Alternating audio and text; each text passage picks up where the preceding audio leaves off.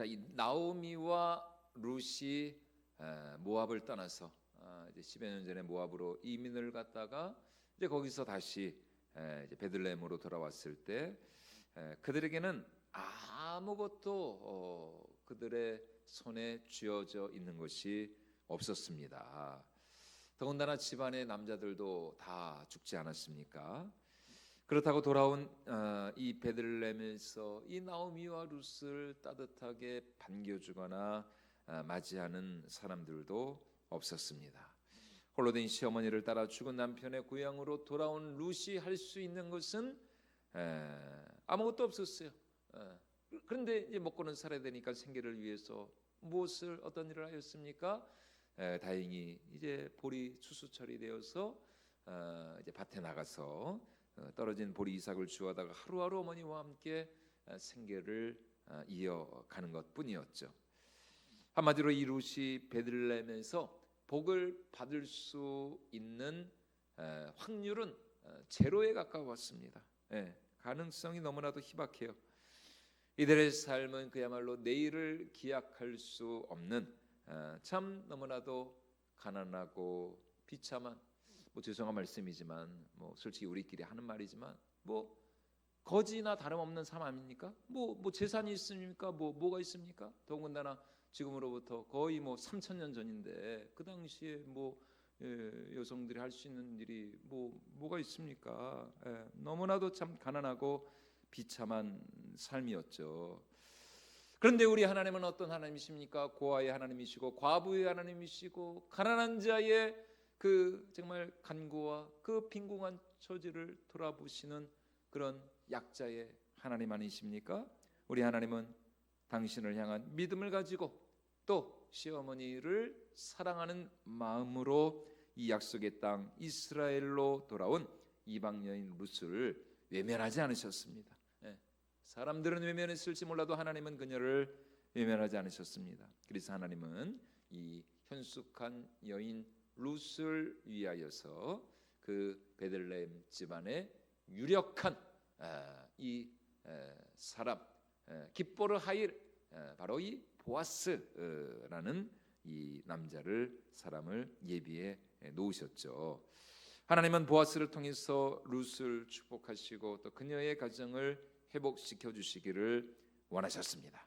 그래서 룻은 시어머니 나오미의 말을 따라서 한밤중에 보아스에게로 가서 타작마당에서 자고 있던 이 보아스에게로 가서 자신과 결혼하여 줄 것을, 우리 가정의 고엘이 되어줄 것을, 우리 가정의 기업 물을 자가 되어줄 것을 이 보아스에게 청하죠.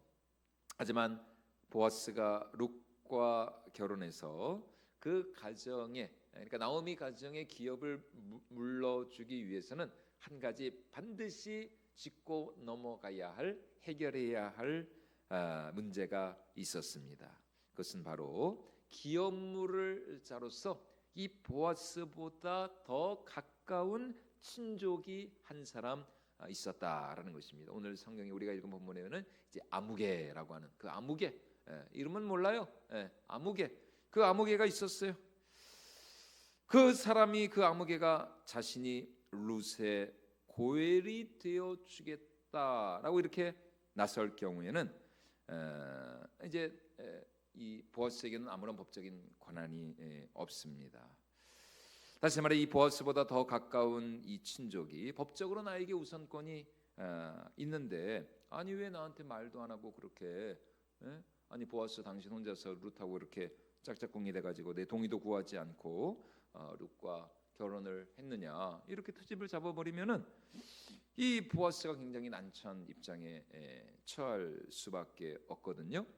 그래서 보아스는 밤에 자신의 타작마당에 찾아온 이 룻을 위로하고 칭찬하는 한편 먼저 그 자신보다 더 가까운 그 친족과의 문제를 확실히 매듭 짓고 난 후에 내가 이 나오미 가정에 고엘이 되어주겠다라고 지금 이렇게 룻에게 이제 약속을 합니다. 자, 우리 룻기 3장 13절 말씀을 우리 같이 한번 읽어보도록 하겠습니다. 이 밤에 여기서 머무르라. 아침에 그가 기업 물을 자의 책임을 내게 이행하려 하면 좋으니 그가 그 기업 물을 자의 책임을 행할 것이니라. 만일 그가 기업 물을 자의 책임을 내게 이행하기를 기뻐하지 아니하면 여호와께서 살아계심을 두고 맹세하노니 내가 기업 물을 자의 책임을 내게 이행하리라. 아침까지 누워 있을지니라 하는지라. 자, 이 룻과의 약속대로 보아스는 그 다음 날 아침이 되자마자 즉시 성문으로 올라가 그 가까운 친족 그 아무개를 기다립니다. 고대 근동 지방에서 이 법적인 이런 문제는 주로 사람들이 뭐 지금은 뭐 우리가 법원으로 가지만 옛날에는 법원이 따로 없었고 사람들이 많이 지나다니는 그 성문, 그 성루 위에서 이 법적인 문제들이 다루어졌습니다. 다시 말해 지금 보아스는 이 문제를 모든 사람들이 지켜보는 가운데 공개적으로 진행을 하고자 합니다. 물론 뭐 룻이 했던 것처럼 보아스도 밤중에 은밀히 그 아무개라는 그 친족을 찾아가 가지고 이 보아스하고 그 사람하고 둘만 이 문제를 해결을 할 수도 있었겠죠. 둘만 은밀하게 여보게 아무개 이 친족 양반 얼마 전에 저 모압에서 이 나오미와 그녀의 이 며느리 룻이라는 이 젊은 처자가 오지 않았는가. 그런데 어젯밤에 그녀가 나를 찾아와 가지고 자기 가정에 기업 물을 자가 되어 달라고 이렇게 청하는 것이 아닌가. 그러니 당신만 동의해 준다면 내가 그녀와 그녀의 청을 받아주고 그 나오미 가정의 고일이 되어 주려 하는데 기업 물을 자의 권리를 나에게 양보해 주지 않겠는가. 이렇게 그 사람과 개인적으로 1대1로 이 문제를 해결할 수도 있었습니다. 하지만 지금 보아스는 그렇게 은밀하게 그 친족과만 둘이서 이 문제를 해결하려 하지 않습니다. 왜냐하면 만에 하나 그 친족이 나중에 딴소리를 할 수 있고 딴소리. 왜냐하면 둘만 하는 거니까. 그 사람하고 나하고 밤중에 둘만 우리 둘이는 합의를 본 거예요. 동의를 했어요. 약속을 했어요. 그런데 만에 하나 뭐 100분의 1이라도 만에 하나 아니 그 사람이 나중에 다른 사람 데려가서 딴소리를 하면 어떻게 합니까? 딴소리를 하면은 분명 나는 저 보아스하고 그렇게 상의한 적이 없다. 뭐 지금처럼 뭐 CCTV가 있는 것도 아니고 뭐 지금처럼 뭐 녹취를 할 수 있는 것도 아니고 그런 시대가 아니었잖아요. 법적으로 어떻게 뭐 공증을 할 수 있는 그런 둘끼만 하면은 뭐 그 사람이 딴소리를 하면은 이건 완전히 그냥 속수무책으로 당하는 겁니다. 이 결혼은 무효야. 왜 내가 더 법적으로 나한테도 우선권이 있는데 저 보아스가 뭐라고 자기가 그러냐. 이렇게 사람들 앞에서 이 사람이 말을 바꿔버리면은 이거는 완전히 이건 진짜 공경에 처하는 것이거든요. 그러니까 항상 이런 모든 문제는 항상 법적으로 항상 이 공적으로 이렇게 해결을 하는 것이 가장 좋습니다. 가장 특별히 이렇게 어떤 돈 문제라든가 이런 어떤 법적인 문제 이런 건 항상 공적으로 너 나 믿지? 물론 믿죠. 근데 사람이 배신하지 아니 뭐라 그러죠? 뭐가 배신한다고요? 돈이 거짓말을 뭐가 거짓말을 하죠? 사람이 거짓말을 하고 사람이 거짓말을 해요? 돈이 거짓말을 한다. 그렇죠. 돈이 그러니까 이게 이 돈 문제가 얽히면은 이게 사람이 언제 어떻게 이게 마음이 변할지가 모르거든요. 지금 이 기업이라고 하는 이 나오미 가정의 그 기업 그 토지 땅 문제가 있기 때문에 이거는 반드시 이렇게 너하고 나끼리만 이렇게 하면 아니고 반드시 이거는 법적으로 공개적으로 이 문제는 해결을 해야 되는 것입니다. 모든 사람들이 지켜보는 앞에서. 그래서 참 이 보아스가 지혜로운 사람이죠.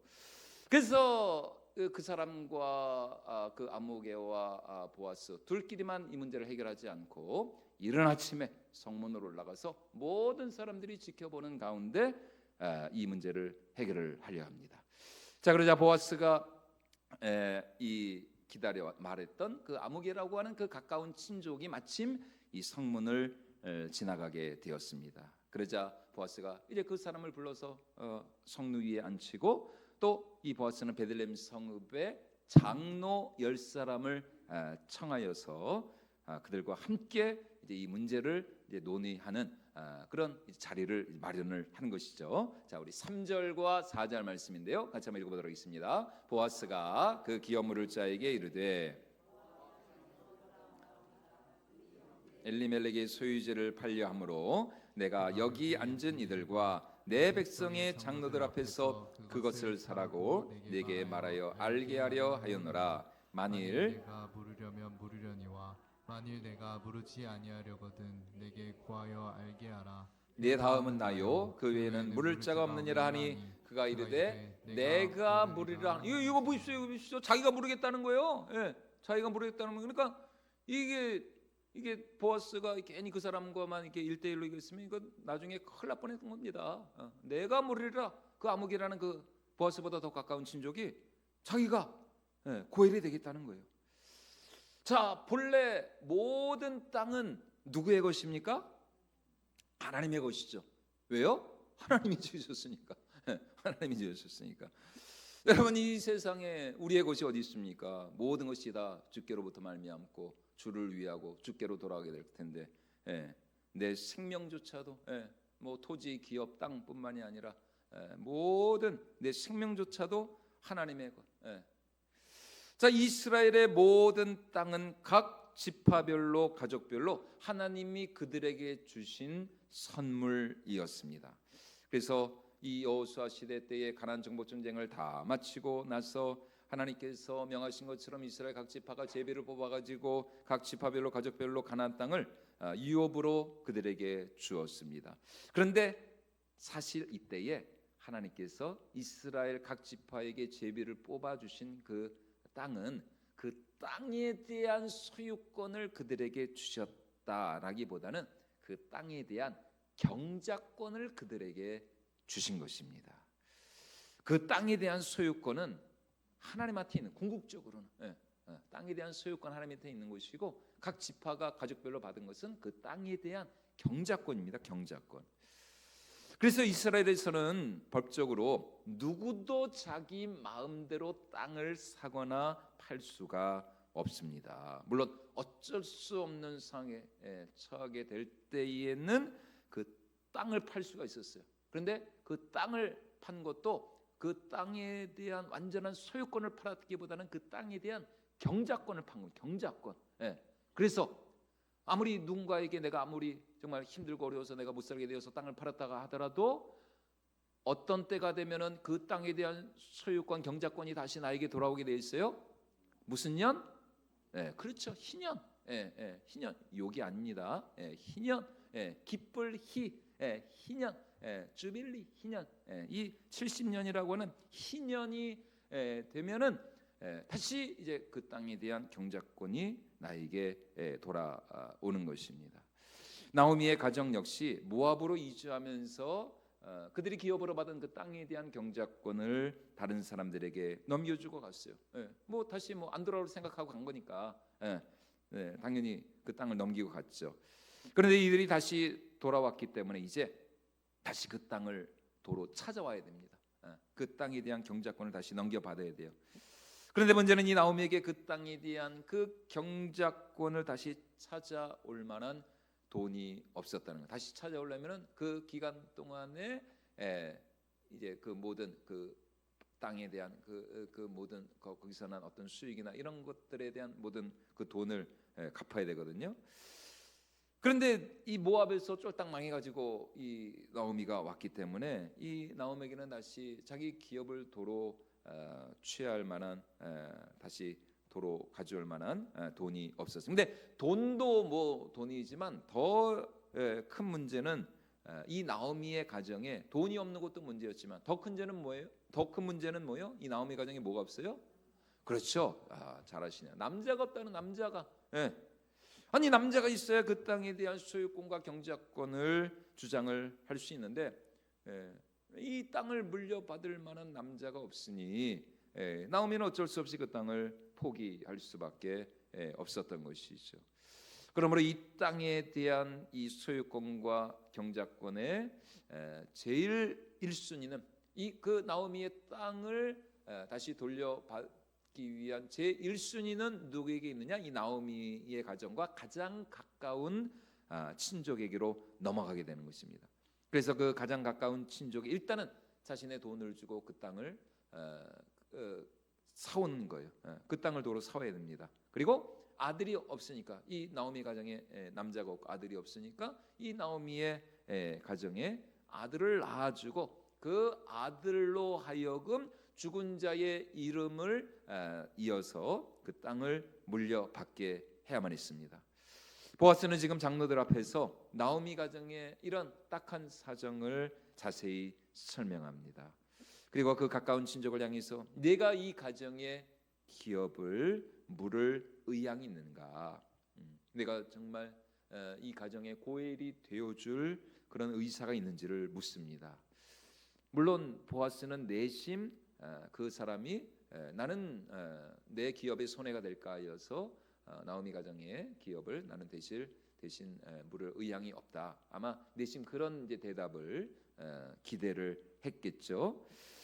그런데 예상치 못하게 이 보아스보다 더 가까운 친족이 내가 그 기업을 물겠다. 내가 그 가정에 고일이 되어주겠다는 거예요. 이 말을 듣고 보아스는 아마 적잖이 당황하였을 것입니다. 분명 보아스가 알기로 이 가까운 친족이 야무게라는 이 사람 그렇게 헌신적인 사람이 아니거든요. 그런데 지금 자기가 고엘이 되겠다고 하니까 이 보아스가 잠깐 말문이 막힌 것입니다. 하지만 사실 이 친족의 이 속셈은 다른 데 있었습니다. 그는 전혀 헌신적이거나 희생적인 사람이 아니었어요. 나오미의 가정을 위해서 그렇게 자신이 손해를 보면서까지 그렇게 희생할 만한 그런 사람이 아니었습니다. 오히려 지금 이 사람의 속셈이 뭐냐? 앞서 말씀드린 것처럼 이스라엘에서는 땅을 합법적으로 증식할 방법이 없습니다. 하지만 누군가 자녀가 없이 죽은 친족의 땅, 내 가까운 친족 가운데 자녀가 없는 누군가의 그 친족의 그 땅을 사게 되면은 그 땅이 이제 내 것이 되는 거예요.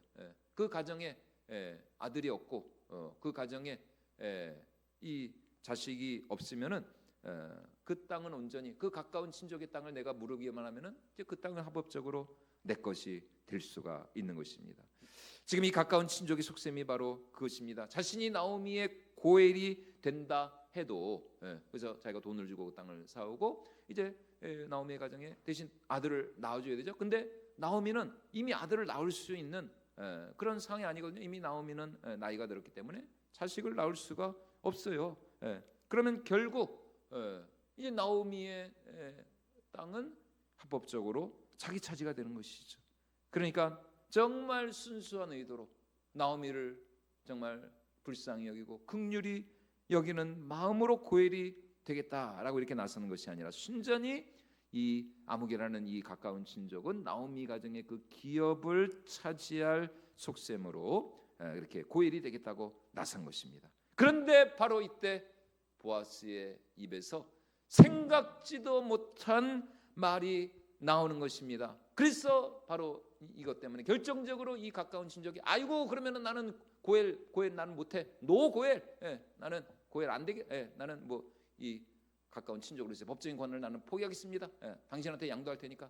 당신 보아스, 당신이 하시오. 자, 보아스가 무슨 얘기를 했길래 이 아무개라는 사람이 그 고엘의 그 가까운 친족의 그를 포기를 했을까요? 자, 우리 5절 말씀인데요. 우리 같이 한번 읽어보도록 하겠습니다. 보아스가 이르되 내가 나오미의 손에서 그 밭을 사는 날에 곧 죽은 자의 아내 모압 여인 루색에서 사서 그 죽은 자의 기업을 그의 이름으로 세워야 할지니라 하니. 여러분 지금 이 친족은 아직 제대로 상황 파악을 아직 이 나오미 가정에 대한 정확한 정보를 지금 모르고 있었어요. 이 친족은 엘리멜렉의 집에 과부가 한 사람인 줄 알았습니다. 누구? 나오미밖에 없는 줄 알았어요. 나오미. 남편 죽었고 아들들 다 죽었고 나오미 혼자. 근데 나오미는 나이가 들었으니까 자식을 못 낳겠지. 그러면은 결국 그 땅은 내 차지가 되겠구나. 나오미 한 사람뿐인 줄 알았습니다. 아니 그런데 이게 웬일입니까? 지금 보아스가 하는 말이 뭡니까? 과부가 하나가 아니라 둘이라는 겁니다. 이걸 뭐라 그래요? 쌍과부. 쌍과부 대결하는 거예요. 과부가 둘이라는 거예요. 세상에. 나오미 한 사람인 줄 알았더니. 그리고 보아스에게 고해를 청한 사람은 내가 지금까지 사실 말을 안 했는데 사실은 나에게 이 고해를 청한 사람은 나오미가 아니라 바로 나오미의 며느리인 이 젊은 여인, 이 모압 여인 룻이었다는 것입니다. 그러니까 이 친족이 이때부터 아주 그냥 머리가 복잡하게 돌아가는 것이죠. 그렇다면 분명 이 룻은 젊은 여인이니까 당연히 룻은 자식을 낳을 거고, 그러면 자기가 거금을 들여서 주고 도로 찾아온 그 나오미 가정의 땅은 자기 차지가 아니라 결국은 룻이 낳을 그 자식의 자녀의 차지가 될 거라는 것입니다. 그러면 자기는 뭡니까? 결국 이 쌍가부 댁에 뭐예요? 자기는 땅도 사주고 아들도 낳아주고 뭐 그야말로 몸 주고 마음 주고 돈 주고 자기 차지는 아무것도 없어요. 자기는 그냥 돈 주고 명의 빌려주고 결국 그냥 나오미 가정 그냥 좋은 일만 하고 자기는 그냥 그리고 아무 남는 게 거의 빠져나와야 돼요. 아무것도 없어요. 자기 손에 쥐어지는 것은.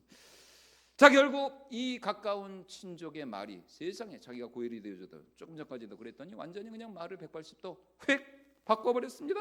자, 우리 오늘 6절 말씀인데요. 이어서 같이 한번 읽어보도록 하겠습니다. 그 기업물을 자가 이르되 나는 내 기업에 소원해가 있을까요? 나를 위하여 물으지 못하노니 내가 물을 것을 네가 물으라. 나는 물으지 못하겠노라. 이야, 이거 말 바꾸는 거 보세요. 세상에 말. 이 자기 차지가 못 될 것 같으니까 완전히 그냥 세상에 고 그냥 몇 분 사이 그냥 완전히 말을 이렇게 바꿀 수가 있습니까? 결국 이 가까운 친족은 성문 앞을 지나가는 모든 사람들 그리고 그 장로들이 보는 앞에서 공식적으로 고엘 포기 선언을 합니다. 그리고는 어떻게 합니까? 얼른 자신의 신을 벗어서 보아스에게 보여주면서 나오미 가정의 기업 물을 권리를 이 보아스에게 양도를 하는 것입니다. 그래서 이 신을 벗는다는 것은 내 모든 이제 권리를 포기하겠다는 이제 그런 의미거든요. 자, 이로써 이 가까운 친족, 이 아무개라는 이 사람 이름도 몰라요. 아무개 무명이야 무명. 아무개 그의 아주 이 계산적이고 이기적인 속셈이 드러나고 말았던 것입니다.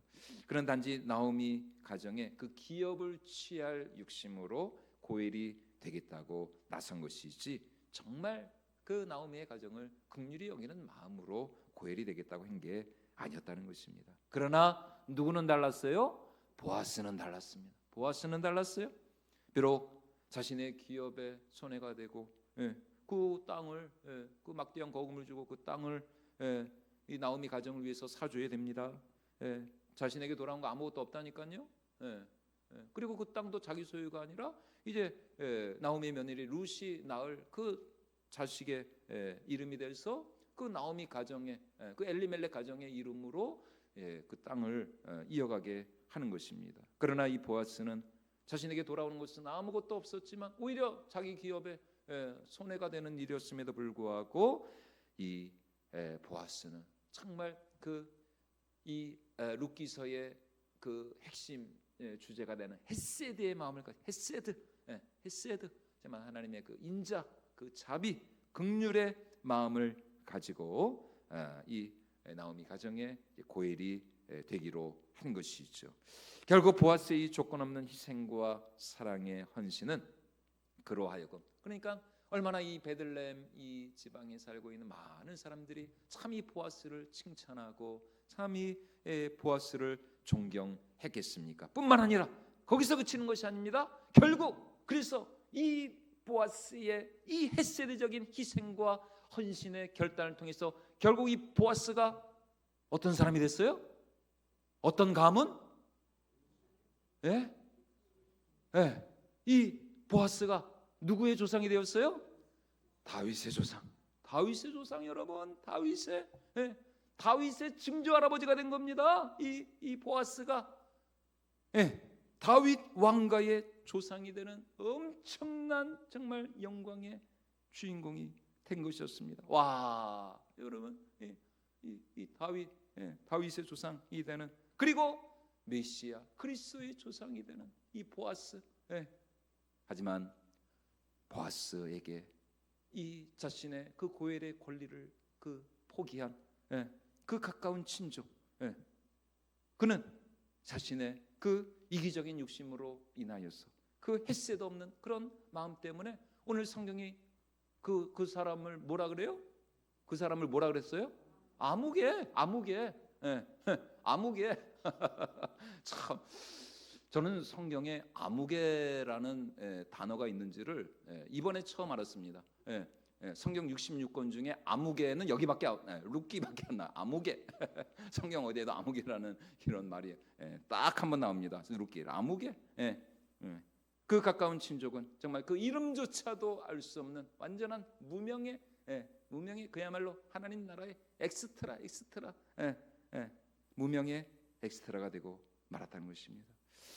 사랑하는 여러분, 오늘 누가 정말 그 이름이 저 천국에서 해와 같이 빛나 별과 같이 빛나는 하나님 나라의 진정한 축복의 주인공이 될 수가 있을까요? 바로 오늘 보아스와 같이 정말 이 헤세드적인 마음을 가지고 자신을 희생하고 헌신할 줄 아는 사람, 손해볼 줄 아는 사람, 정말 이것이 나에게 아무런 이득이 되지 않지만 그럼에도 불구하고 하나님을 경외하는 마음으로 또 이웃을 사랑하는 마음으로 정말 이 자신의 것을 이렇게 희생하고 헌신할 줄 아는 바로 그 사람, 여러분, 바로 그 사람만이 정말 그 이름이 저 천국에서 해와 같이 빛나고 정말 별과 같이 빛나는 진정한 하나님 나라의 주인공이 될 줄로 믿습니다.